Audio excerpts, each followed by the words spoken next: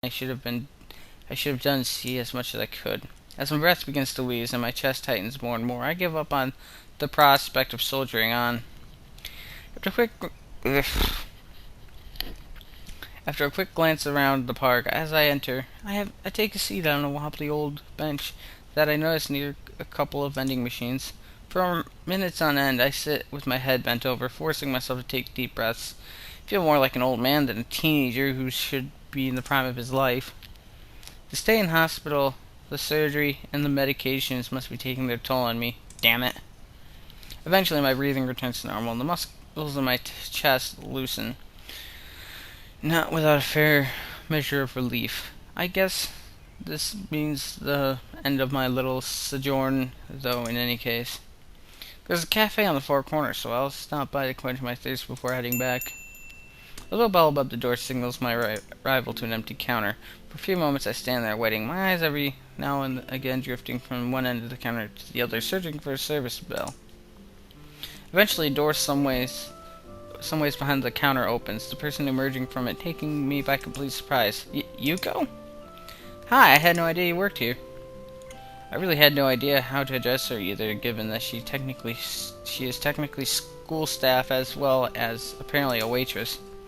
Ah, yes, she quickly paces up to the counter before flinging her upper half downwards in an overacted bow.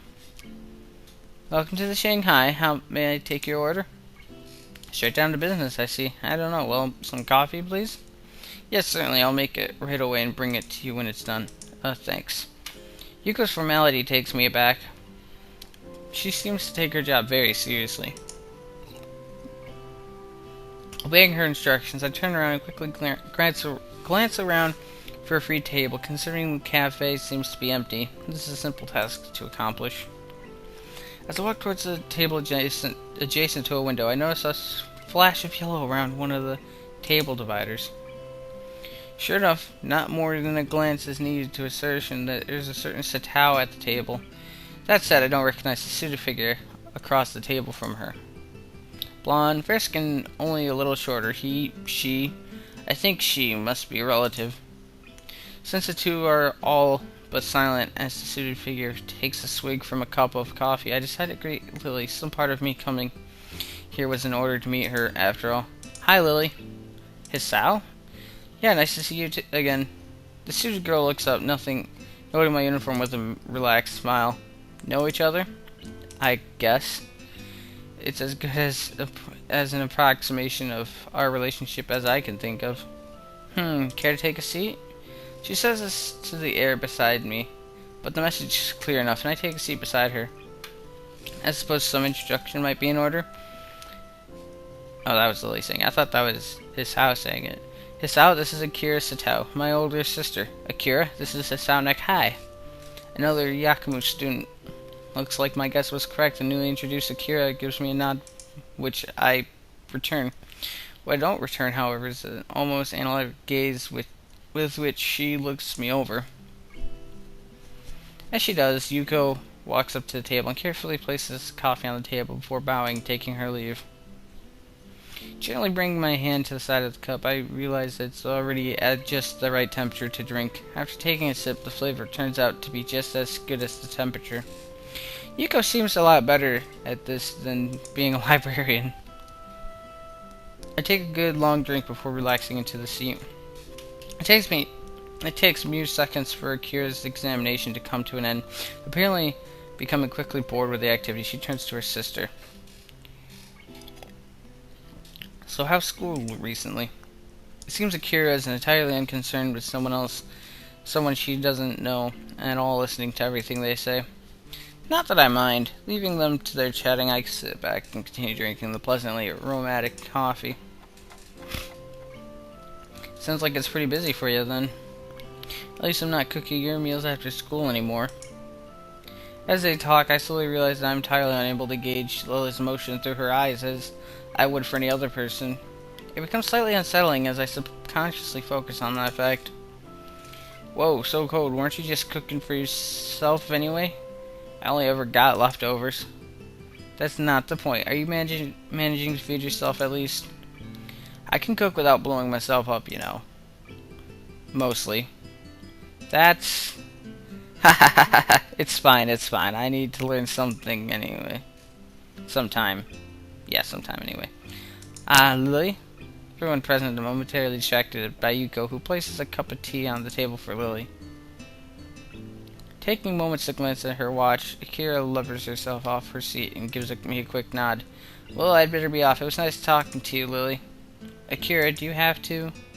Lily looked genuinely mournful at her sister suddenly leaving. It doesn't seem like she might have the wrong idea. Sorry, I need to get back to work. They'll be on my neck again if I don't make it back quickly. So informal.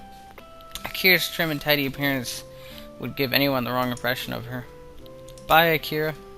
Come on, don't look so down. I'll be around again soon. See yas. With that, she waltzes out of the Shanghai with her head held high. Oh, hand held high, okay. Lily still looks pretty depressed, so I try to make some small talk in an effort to take her mind off it. Okay, she seems nice. We used to live together, but now that I live at school, we hardly ever see each other. Despite Lily having been quite affable, I don't know what that is. I still don't really know much about her. I guess open. In hindsight, it's surprising just how she's extracted from me already. How much she's extracted from me anyway. You used to live together? Was it somewhere around here? It was pretty far south, so the trip to Yamaku was fairly long. With her working hours getting longer and Yamaku being so far away, there was little choice in the end but to move into the dormitories. Well, that explains the chatter about cooking. Evidently, regaining her composure, she livens back up, at least in part. I take it you're better rested now? Sorry?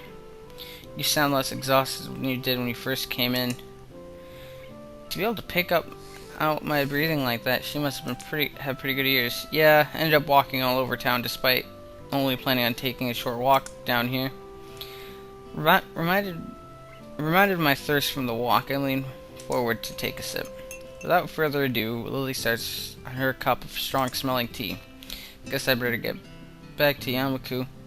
There's only so long I can stall studying for, and I want to get a good night's sleep before the festival. Standing up from my seat, I take the coffee-stained cup from the table. You're leaving? Yeah, you're going to head back as well? It's getting kind of late. For a moment, she pauses before lifting her face over her teacup as she was looking at me. Yuko, could we have one more coffee, please? Okay, I'll bring it right away. That's not subtle. She gives me a short giggle at my frank assessment of her maneuver.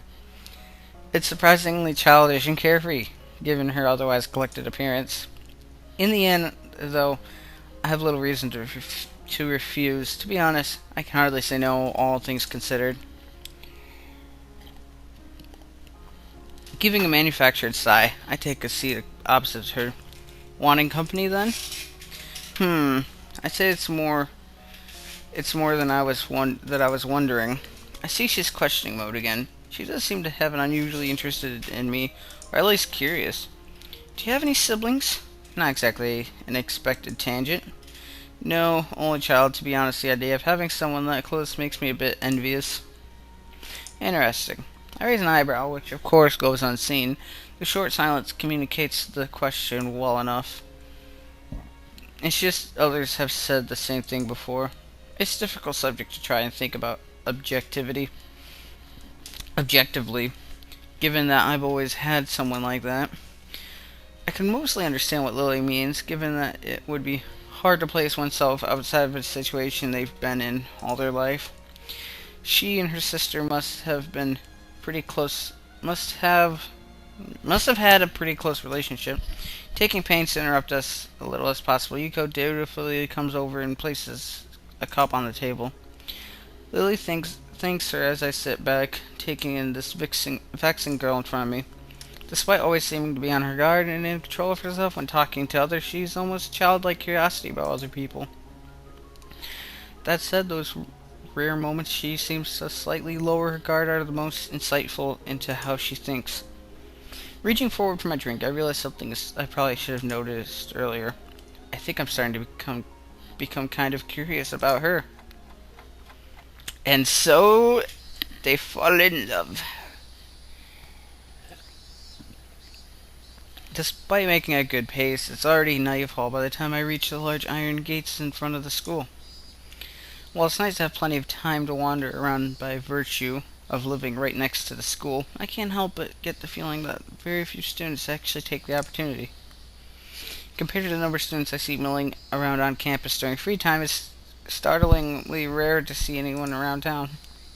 Given the large number of accommodations and facilities that the school offers, many of them might simply not see any point in venturing outside, let alone people such as Nako and Kenji.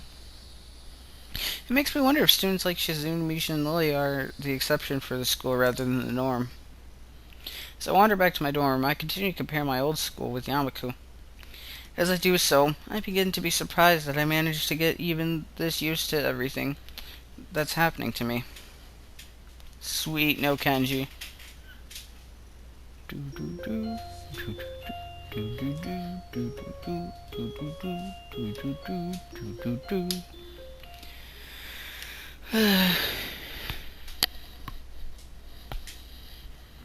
The next day I wake up feeling a little lightheaded. It's almost noon already. Sleeping late is fine since it's a Sunday and there are no classes. Not just a Sunday though, but the festival as well. From my window I can already see people in the soba booth slinging noodles onto plates for people with a craving for low quality food. I throw back a handful of my morning meds and ponder how to spend the day. There will be a few exams in the coming week, but I don't consider those as ominous as others, so I'm not as worried about them as I probably should be. With no urgent obligations regarding education, I should feel free to spend the day at the festival as I like. Finishing my morning routine, I exit into the hallway, intending to go out and find something to eat. Passing by a store, I see what Kenji's up to today, and skip out.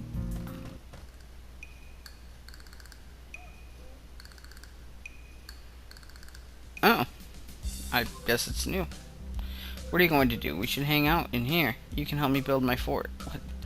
We might still make it if we work together. I don't know, I'm pretty hungry, so I thought I'd get some food first, then check out the attractions. Your class project seemed pretty cool, and I gave a hand with it, so I want to see at least that way and chat with Lily a little. Speaking of that, don't you have any obligations for the project? Are you out of your mind? That blind broad is up to no good. I can feel it in my spleen, man. Her presence is like a dark shadow that's in the way of my great vision. As expected of blind people. What? Besides, I thought you were also... He holds up his hand to interrupt me. Only legally. Metaphorically, I can see farther than any man before me has seen. Kenji looks stoically into the metaphorical distance to emphasize his statement, thrusting his chin forward to look manlier. Actually, it's just the corridor wall 2 meters away, but it's all the same. I can see the future of mankind, and it's a dark one unless the threat of women is stifled. They are everywhere.